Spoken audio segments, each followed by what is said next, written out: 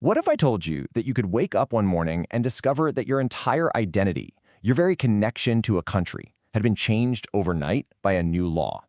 Well, for hundreds of thousands of people, that's not a hypothetical. It's exactly what's happening thanks to a huge change in Canada's citizenship rules. So let's dive in and break down what this means and how a law passed in Ottawa could rewrite your family's story forever. So let me ask you this, straight up. Could you be a Canadian citizen without even knowing it? It sounds kind of wild, I know. But for decades, some really complex and, as it turns out, unconstitutional rules have been cutting families off from their Canadian roots. But all of that is changing right now. Okay, so before we get to the good stuff, the solution, we've got to understand the problem it's fixing. And it all boils down to this one little phrase, the first-generation limit. It was a rule that, without meaning to, created this whole group of people who came to be known as lost Canadians. So for years, this really simple-sounding rule was on the books, and it blocked so many families from their heritage. Here's how it worked. If you were a Canadian, but you happened to be born abroad, you could not pass your citizenship on to your own kids if they were also born abroad. That's it. The chain was broken. Now, this isn't just theory. Think about someone like Ali, a Canadian living and working in Dubai. He just assumed his daughter Lena, who was born there, would naturally be Canadian too. Makes sense, right? But nope. When he went to apply, he hit this exact wall. And you know Ali and Lena's story? It was far from unique. They were part of this huge group of people who got a nickname, Lost Canadians. And really, that's what they were. People who, through no fault of their own, were just cut off from their Canadian roots because of a whole series of old, super restrictive, and honestly confusing laws. This breakdown here shows you exactly how that citizenship chain got broken so easily. Let's just walk through it. Imagine your grandparent was born in Canada. Okay, they're the anchor in the family line, the original Canadian. Now, let's say your parent, their child, was born abroad. Under the old law, that was okay. They were still Canadian. But here's the kicker. If you were then also born abroad, that's it. Game over. The link just snapped. Citizenship couldn't be passed down for a second generation outside of Canada.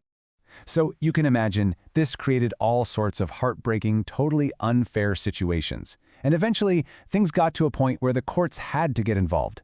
And one big court decision really became the turning point, pretty much forcing the Canadian government to go back to the drawing board and rethink the whole thing. And this wasn't some new issue that just popped up overnight. The really strict version of this first-generation limit was actually cemented into law back in 2009. But then, fast forward to December of 2023, and boom, an Ontario court ruled that the limit was unconstitutional. That decision was the catalyst. It started a countdown, leading right to this new law, Bill C-3, getting royal assent and becoming the law of the land. And get this, it wasn't a huge legal fight. The government of Canada actually chose not to appeal the court's decision. This quote right here from their own documents says it all. They admitted the law created unacceptable outcomes. That was a huge signal that, yeah, they knew it was broken and they were ready to fix it. So the big question is, how does this new law fix all of this? Well, the solution in Bill C-3 is really a two-parter. And the first part is maybe the most dramatic. It looks backward in time to repair all those broken chains of citizenship for anyone born before this new law took effect.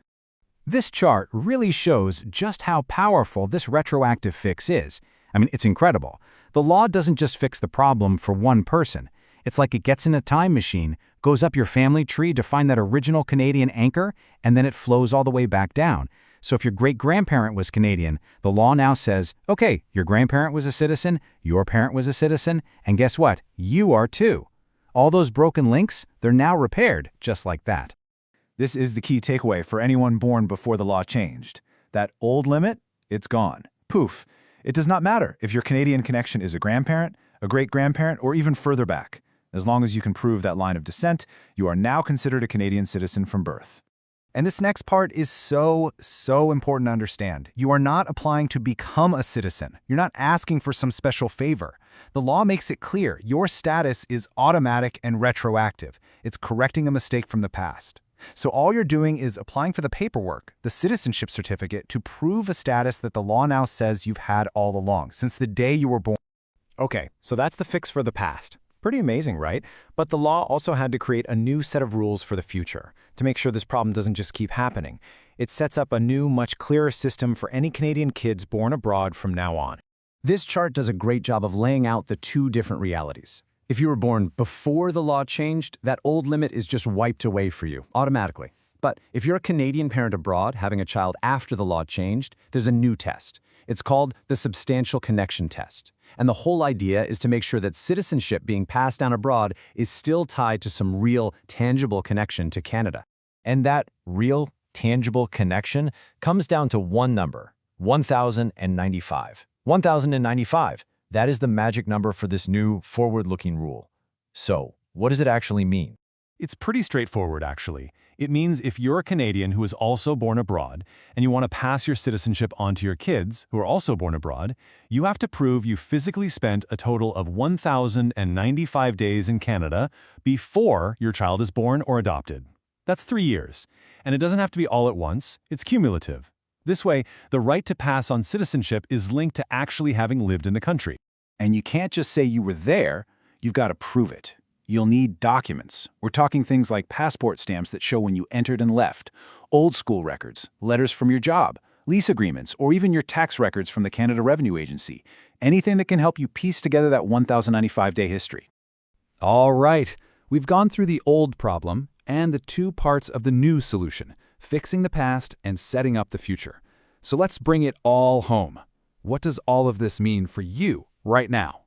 Well, first off, the scale of this is just huge. I mean, look at this. We're talking about an estimated 350,000 to maybe 500,000 people around the world who might suddenly be Canadian citizens because of this one law change. And while they're all over the globe, the biggest numbers are thought to be right next door in the US and across the pond in the UK. So, if you're watching this and a little light bulb is going off in your head thinking, hey, this could be me, what are your next steps? Well, first, start digging. Become your family's historian. Collect birth certificates, marriage certificates, anything you can find for your parents, grandparents, and so on. Your goal is to trace that line back to your Canadian anchor. The good news is you can actually start applying for proof of citizenship right now under what they're calling interim measures. And the best part, there's no deadline. Since the law says you've always been a citizen, you can apply for that proof whenever you're ready. You know, when you step back, Bill C-3 is so much more than just a dry piece of legislation. It's about reconnecting families to their heritage, sometimes across oceans and generations. But it also leaves us with this really fascinating question to think about. What does it actually mean to be a citizen of a country you may have never even set foot in? It really gets to the heart of identity, belonging, and what it means to be Canadian in today's world.